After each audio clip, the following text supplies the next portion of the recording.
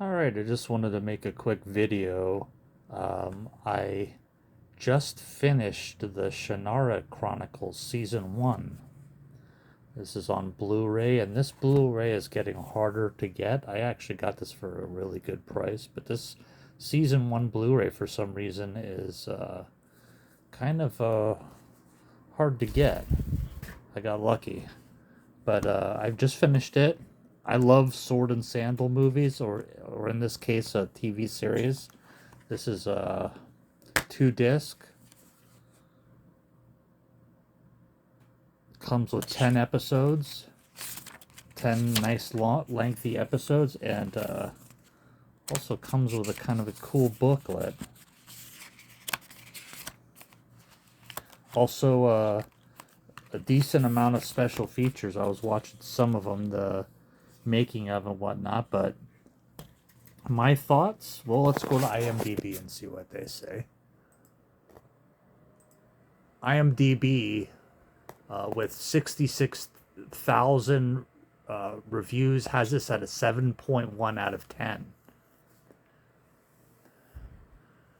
And Amazon has season 1 at a 4.6.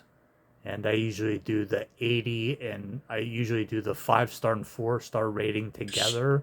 So that's at a 91. Anything over like 85 is usually pretty darn good, and anything over 90 is we start getting into really good territory. My personal opinion, I really liked it. I liked it. Obviously, you're gonna compare a lot of this stuff to Lord of the Rings. The production value was excellent. Maybe a little bit of weakness on some of the CGI they used. The sets were really nice. The acting, I guess there may have been a little weakness in the acting, and the story. These are just minor gripes. The story was a little weak, maybe a little bit. I mean, it's your typical fare, but it could have been a little better. But for the most part, I really like it. I mean, I really like the whole deal. I was so impressed. I went out and got season 2, which just came in the mail today. I got this also for a really screaming price. So right now, with the economy taking a dump, kind of, or definitely a lull, uh, send offers to people. Even if they don't have a best offer, you could send offers, and what's to lose? They may not accept it. So this is also this season 2. I have not watched season 2, so let's just get that out of the way. Season 2 comes with 3 discs instead of the 2. Same amount of episodes. I don't know why it's now on 3 discs, but that's often better. And yeah, 9 and 10. So 10 episodes there, 10 episodes on 2 discs. So that either just has a lot more bonus content, or even potentially better, less compression, or what. Unless these data discs are bigger, I don't know. But anyway, let's throw in, just to check out what it looks like. We'll throw in disc 2 real quick. Get a feeling of the menu. Sorry, guess I should have turned this Oppo player on before I started the video. I know, buddy. Oh. So put that in. This disc is loading, and Shannara. Again, I love fantasy sword and sandal films. This has a good, nice little chunk of magic in it. It has some. The monsters could be a little better, but I did like a couple of them. Okay, recommended for mature audience. We got it. Let's skip to the menu. So yeah, here's Can go to episodes. We'll go to special features, and this is a behind the scenes.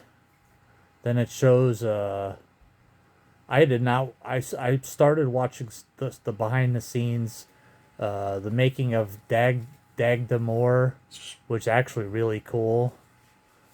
Exploring New Zealand looks pretty cool, but let's go on the Chronicles behind the scenes. Turn this down a little bit. My neighbor freak out on me. Will is a halfling, so he's half elf and half human.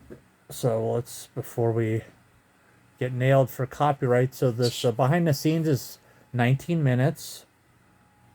And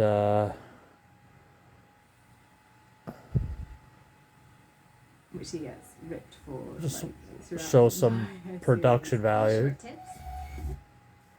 So they're talking about making the ears, and they show how they make the ears. But let's go back. Let's see what else we got here. And I think this is the tree, if I'm not mistaken.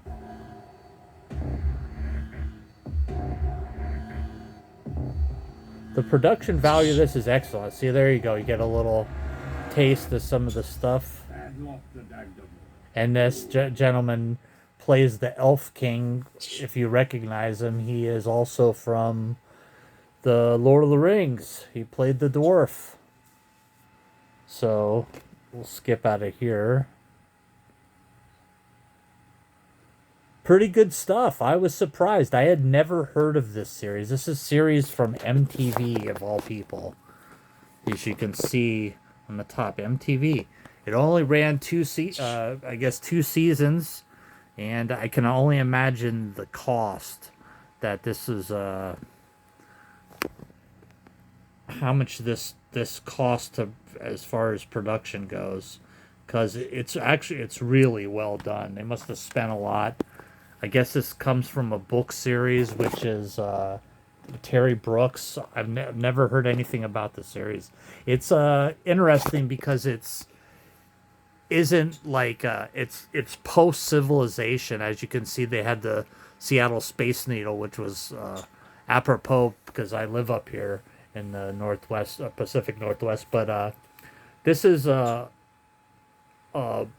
post civilization kind of magic and sorcery stuff, which gives it kind of a cool twist. Some of the settings you can say are like, one area is like an old school, like underground that had been buried and was underground, and some other references. But I guess season 2 goes into more of that stuff. Anyway, I am gonna check this out, but this, like I said, the season 1 comes with a cool booklet.